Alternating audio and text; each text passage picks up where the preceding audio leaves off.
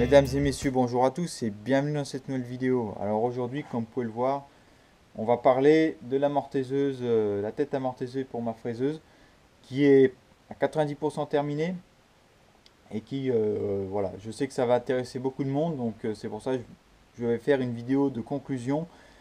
Je vais en parler de différentes choses et résumer différents procédés. Je pense que ça peut être intéressant. J'ai pas choisi le moyen le plus facile pour faire cette tête amortisée, mais voilà, je voulais que ça ressemble un petit peu à l'original. Donc c'est pour ça que j'en suis arrivé à ça. Donc je vais vous parler un petit peu de tout ça. Je m'excuse, ça fait un moment que j'ai pas fait de vidéo, simplement parce que des fois il y a par manque de temps, ou puis même il a fait chaud. Quand on revenait du travail et qu'il fait 35 degrés, des fois c'est difficile de revenir là, puis de rattaquer autre chose. Donc c'est pour ça que j'ai un petit peu laissé tomber les vidéos pendant 1 ou 2 mois là. Voilà, je m'en excuse. Pour les dernières séries de vidéos pardon, qui étaient la réparation de la boîte d'avance de la fraiseuse Gambin, la fraiseuse marche du tonnerre, il n'y a pas de souci. Le pignon était remonté sans soudure, donc juste par le frettage. Et donc voilà, pour l'instant on n'est pas embêté, on touche du bois et on verra ensuite par la suite. Donc pour résumer rapidement la fabrication et le pourquoi du comment je suis arrivé à faire cette tête amortisée, tout simplement parce que comme j'ai fait les pignons en début de l'été, et ben j'ai la réunion de clavette, c'est quelque chose qui arrive fréquemment en mécanique, donc dans un alésage. Et à part autour, on va dire, j'ai pas autre moyen d'y faire. Et quand vous le faites autour, il faut avoir l'outil parfaitement affûté pour pouvoir faire une réunion de clavette, c'est-à-dire il faut qu'il fasse parfaitement la cote. Or, des fois, j'ai pas forcément le bon outil, surtout quand il arrive des grosses réunions de clavette comme j'ai fait pour les faux plateaux en L00. Ça aurait été bien d'avoir une tête amortisée pour pouvoir me décaler, voilà, pour ouvrir tout simplement la réunion de clavette. Or, je ne pouvais pas le faire correctement sur un tour, et puis bien sûr, vous êtes en avance manuelle, et ça use le traînard et puis le volant ça donne du jeu au volant pour rien. Donc c'est pour ça que c'est pas une solution qui est durable, ça va marcher pour faire du petit, mais dès que vous attaquez du gros dans l'acier, ça marche plus. Donc c'est pour ça que je suis arrivé à ce projet-là. Donc il faut savoir que donc le système, le principe de démontage est presque le même que pour l'original, Il faut enlever donc l'axe principal qui entraîne le bélier, desserrer le lardon. Donc là, voilà, il faut bien le desserrer et on l'enlève dans ce sens-là. Et là, on peut voir la mécanique qui s'y cache. Donc voilà le bélier. Le bélier, vous l'avez vu en vidéo, il a été taillé masse, lui. Donc c'est voilà, ça je vous apprends rien. Pour ceux qui n'ont pas vu la vidéo, je vous invite à aller la voir. Mais voilà, ici donc on a le lardon, les surfaces de contact qui sont là, et bien sûr les guidages à l'intérieur. Donc il y a des systèmes qui existent avec des guidages en prisme.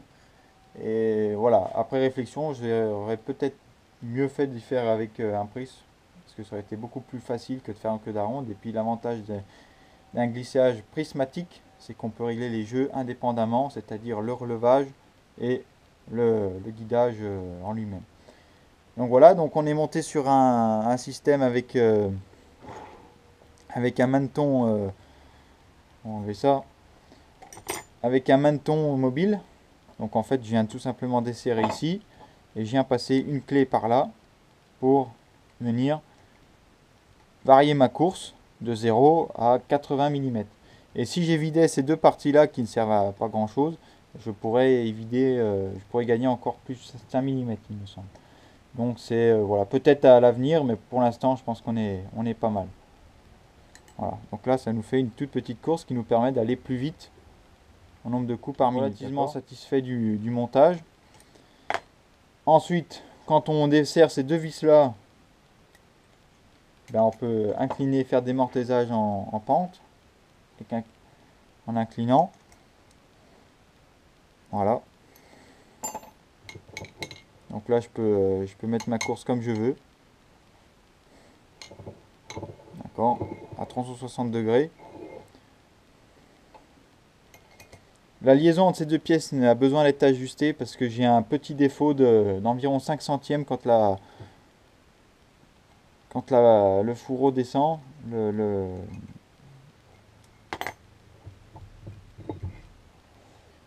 Cette partie-là. Et donc voilà, on a On a le corps qui est à nu, lui, avec les deux vis de montage.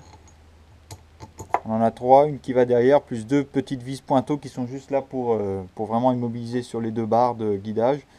Mais sinon, voilà, il y a rien de, voilà, rien de spécial. Je veux dire, l'axe ici est en acier dur. Ça, c'est de l'XC38, XC38, XC38 ou 48, je m'en souviens plus.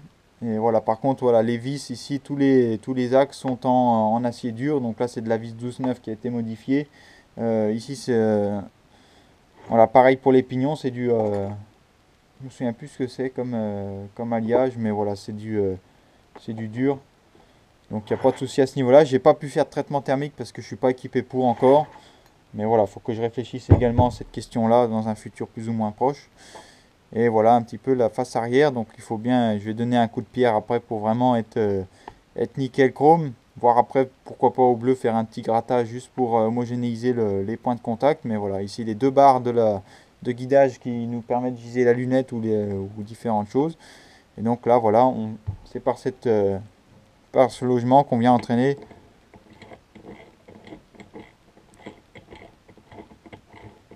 la tête, tout simplement. Il n'y a vraiment rien de compliqué. Ici, le perçage, c'est tout simplement pour faire déboucher la tête de vis de l'autre côté. Le seul inconvénient de ça, c'est étant donné que j'étais limité par l'ail brut que j'ai trouvé, j'ai pas pu m'arranger pour faire plus gros et je suis obligé d'utiliser des entraîneurs ici. Je suis obligé d'utiliser des entraîneurs qui sont spéciaux à cette tête-là. Je ne peux pas utiliser ceux qui sont tout le temps montés sur ma broche horizontale. Donc c'est un petit peu l'inconvénient. Voilà, mais il me faut environ 5, on va dire à peine 5 minutes pour changer entre la tête verticale et ça. Donc c'est vraiment bien. Et ce qui me permet aussi par exemple, des fois de ne pas avoir à changer de montage entre deux.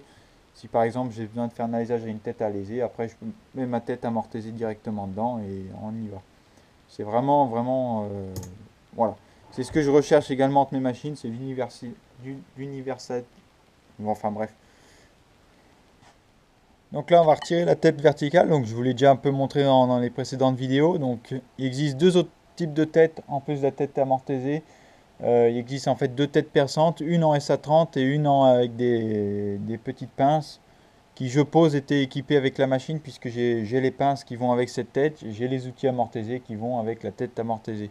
Donc je suppose que la machine a été parfaitement équipée, mais voilà, il n'y a pas grand chose qui a suivi hormis ce qui était attaché à la machine.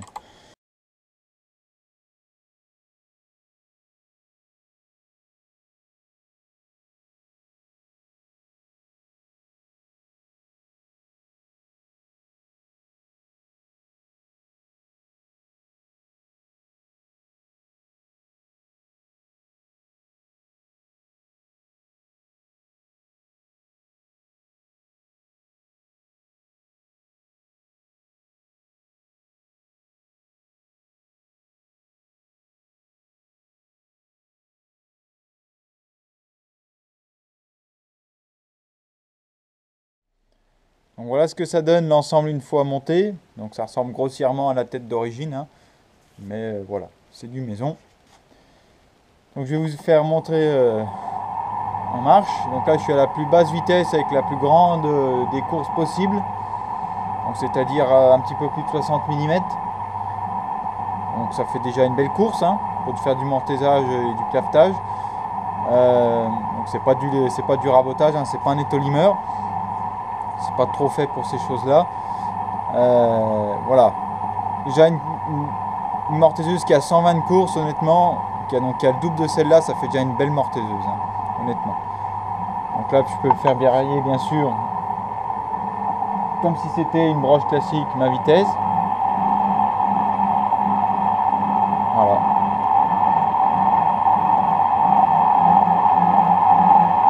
On écoute un petit peu la denture droite. J'aurais pu mettre un peu de graisse pour atténuer le bruit, mais bon.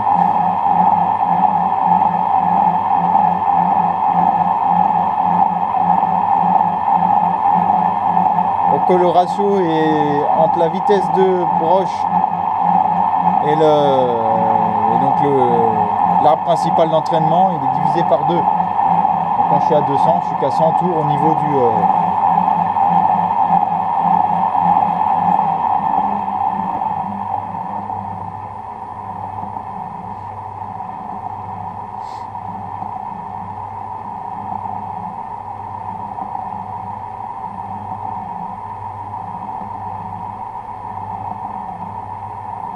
ça marche relativement bien. Donc on va faire un petit essai de mortaiseur. Dans mon recueil, voilà, j'ai retrouvé une mortaiseuse qu'on avait dans mon ancien travail, qui a coulé maintenant. Mais voilà, en fait on avait une mortaiseuse qui était capable de couper jusqu'à des rainures du 14, voire même plus. Et donc là, voilà, ce qu'on faisait, c'est que on était toujours vous voyez toujours plus grand que la machine, et donc il fallait toujours trouver des solutions pour faire une Renault clavette tout du long. Bah là, il a fallu faire un petit trou oblong pour pouvoir déboucher l'outil et retourner la pièce pour pouvoir se dégaucher. Enfin bref, un vrai chantier. Et donc voilà, c'était le type de pièce qu'on faisait avec nos machines. Donc ça, voilà, c'est tous les outils amortisés que j'ai eu avec la machine. Donc on peut bien voir qu'il y a déjà des sacrés bébés. Donc je sais pas, donc je pense que pour utiliser un truc comme ça sur cette mortaiseuse là, il faut y faire en 2 fois. Il n'y a pas, parce que de ce que j'ai pu voir, hein, quand vous faites ces trucs là, puis même faire, hein, quand vous faites déjà du 14 dans une mortaiseuse avec du plein, eh ben, je vous garantis que ça tape. Hein. Donc même nous on ébauchait même sur des machines qui étaient prévues bourg, on ébauchait avec un outil plus petit avant de passer l'outil final. Donc voilà, c'est tous des outils qui ont été affûtés dans la boutique où était ma fraiseuse. Donc une boutique, comme j'ai déjà expliqué, de haute précision. Et ça, c'est des systèmes qui sont pas mal. C'est de la marque Impero. Et donc en fait, vous avez un système c'est tout simplement un grain que vous mettez dans un corps. Et donc voilà, ici c'est du 4 hachette, c'est pas mal. Donc j'en ai plusieurs. Et j'ai aussi ce système-là qui se monte dans différents voilà, ça ressemble à ça. Quand il n'y a pas le corps, vous pouvez monter ça dans un porte-pince, dans tout un tas de choses. Et donc voilà, j'ai des cotes bâtardes et aussi bien sûr toutes les cotes standards. Donc c'est bien pratique. Donc j'ai trouvé un boudron là. Et donc on va suivre le bouquin et puis on va faire à la norme. Une fois dans mon recueil, j'ai ici un alésage de 18. Ok, donc on prend la ligne de 18 à 22. On garde pour le moyeu, je ne sais pas si on va bien voir. Ici, le moyeu il est là. La cote A, donc ça c'est la largeur des rainures de clavette. Et donc on veut du 6. Ok. Et on va aller le diamètre plus 2,5 avec l'outil. Donc quand on va tangenter, on va faire plus 2,5. Donc moi je vais toujours un petit peu plus loin, donc 2-3 dixièmes en plus. C'est une cote qui ne gêne pas. Si les parois sont épaisses comme ça, il n'y a aucun souci. Vous pouvez faire facilement 2-3 dixièmes en plus. Il vaut mieux que ça se monte que ça ne se monte pas. Et des fois dans certaines choses, il faut faire comme ça. Donc là je vais me monter en étau. Hein. Je ne vais pas chercher midi à 14h. Il n'y a pas de grande précision. C'est plus pour la démo. Je pense qu'il y a beaucoup de monde qui voudrait voir ça. Donc là je regarde lesquels parallèles qu'il me faut. Ici il faudrait du 30.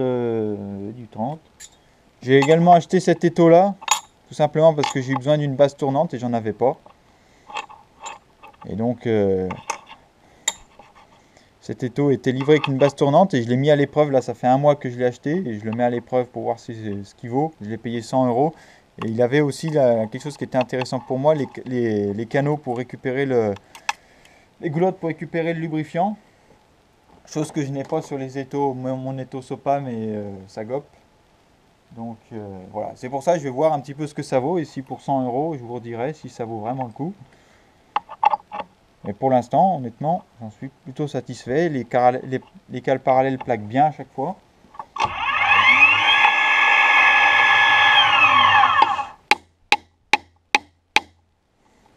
Voilà, regardez donc. Donc là, j'ai trouvé un outil de 6. Voilà comment ça se présente, un outil amortisé. Donc c'est comme un outil à tronçonner pour un tour. Hein. Donc on a on a le premier plan de travail qui est ici. Et les deux parties ici évidées qui nous permettent de d'étalonner l'arête de coupe pour qu'on ait vraiment tout le temps, tous les plans se rejoignent là, ici. Donc il faut bien monter l'outil. Ici il est un peu long par rapport à ce que je veux faire, mais ça devrait aller. J'en avais trouvé un autre également de 6, mais avec un peu moins plus évidé pour aller des fois dans des alésages pas forcément qui sont normés. Donc voilà, je vais monter ça. Donc là je me suis centré dans mon alésage, donc avec les 2 traits comme d'habitude. Il faut bien penser à mettre de l'huile partout parce que ça c'est un système qui demande de l'huile. Hein. Il y a ça tourne pas très vite, mais voilà, il y a beaucoup de surface en contact et ça demande de l'huile et surtout quand vous tournez relativement vite. Donc je vais laisser une vue générale là, puis je vais filmer avec mon portable en même temps pour que vous soyez plus près. Donc là voilà, donc là je suis à 160 sur la grille de vitesse. Et donc divisé par 2, voilà, ça fait 80 coups par minute. Donc là je me mets à 0 en X et en Y. Et là je vais faire les passes avec mon axe transversal. Donc on va mettre de l'huile. Je vais aller à 2,5 de profond. Puisque c'est diamètre plus 2,5. Donc attention de ne pas mettre la burette entre l'outil et l'alésage, hein, ça va vous faire tout drôle sinon.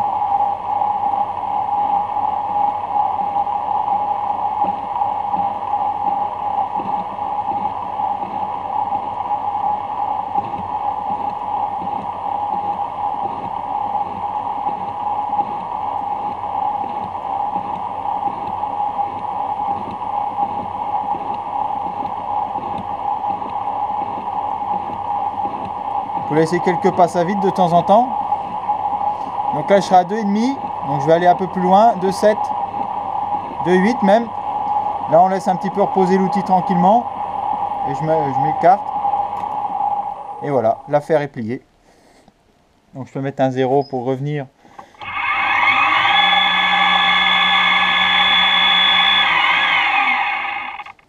Pour revenir après.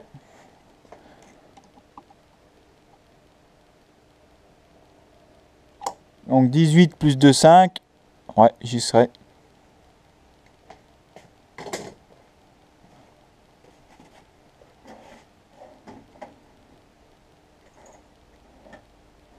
Je prends une clavette de 6 pour essayer.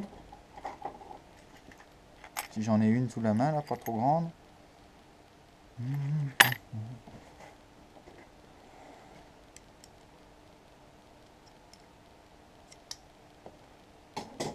Bon, c'est pas une clavette, c'est un étiré. Et voilà. Là on peut bien voir, ça rentre nickel quoi. Juste comme il faut, mais ça vient plus de l'affûtage de l'outil plus que du... Mais si vous n'avez pas le bon outil, vous pouvez vous décaler, étant donné que c'est une fraiseuse. Vous avez la visu ou pas, ou même le vernier. Hein, sur une morteuse, vous pouvez le faire également, sauf qu'une morteuse, c'est un peu plus pénible. Parce que bien souvent, c'est une machine qui n'est pas aussi bien entretenue qu'une fraiseuse dans un atelier, alors qu'elle devrait l'être au même titre. Mais voilà, malheureusement, des fois, c'est comme ça que ça se passe. Donc là, voilà, on est nickel.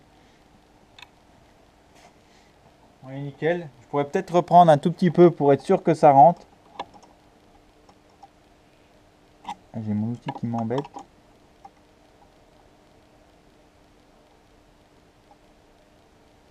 Je vais reprendre légèrement, mais pour montrer une nouvelle fois, pour retourner dans la position. Donc là, je vais à mon 0 que j'avais placé. Comme ça, ma course est réglée.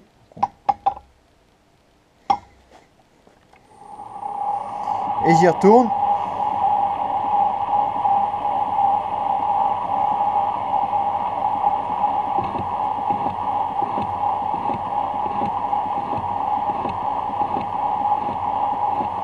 Ouais, ça croque super bien.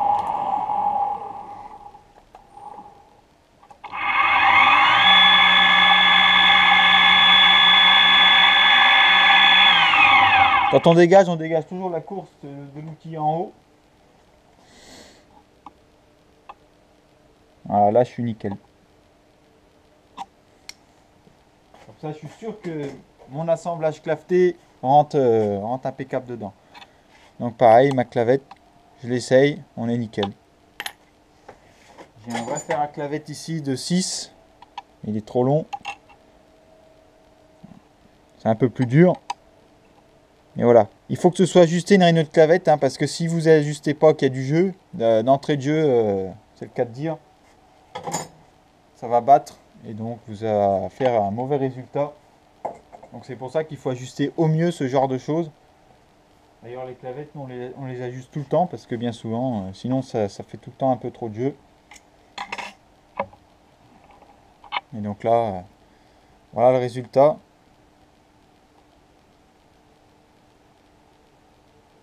Voilà l'intérieur. Donc je suis vraiment satisfait du résultat. Et ça, si vous voulez le mettre sur un diviseur ou quoi, vous pouvez faire des cannelures, tout un tas de formes intérieures et c'est quand même bien pratique. Cette vidéo sur le mortaisage s'achève. Je vous en remercie d'avoir suivi la série de vidéos sur toute la tête amortisée parce que voilà, pour moi c'était un gros projet, j'ai appris énormément de choses. Malheureusement, j'ai pas pu filmer énormément de choses. Je ferai passer un diaporama en fin de vidéo sur toutes les photos que j'ai prises durant la fabrication. Malheureusement, voilà, que j'ai pas pu tout filmer parce que sinon ça aurait pris encore un an de plus. Et donc voilà, donc j'ai fait pas mal de choses en creux, donc il aura fallu à peu près un an, on va dire, du dessin jusqu'à la première mise en marche. Et donc là voilà, on est fin août, donc un peu plus d'un an, un an et 2 mois pour finir le projet. Bon, il y a encore quelques finitions à faire, mais voilà, là je suis satisfait, ça marche comme c'est là, donc je ne vais pas aller plus loin. Voilà, je suis bien content. Donc j'espère que cette vidéo et cette série vous aura plu. N'hésitez pas à commenter et à laisser vos suggestions dans les commentaires. Ça me fait toujours énormément plaisir et je les lis à chaque fois. C'est vrai que c'est pas toujours évident d'y répondre en temps et en heure, mais je fais de mon mieux. Donc merci à tous et on se retrouve très prochainement pour une nouvelle vidéo.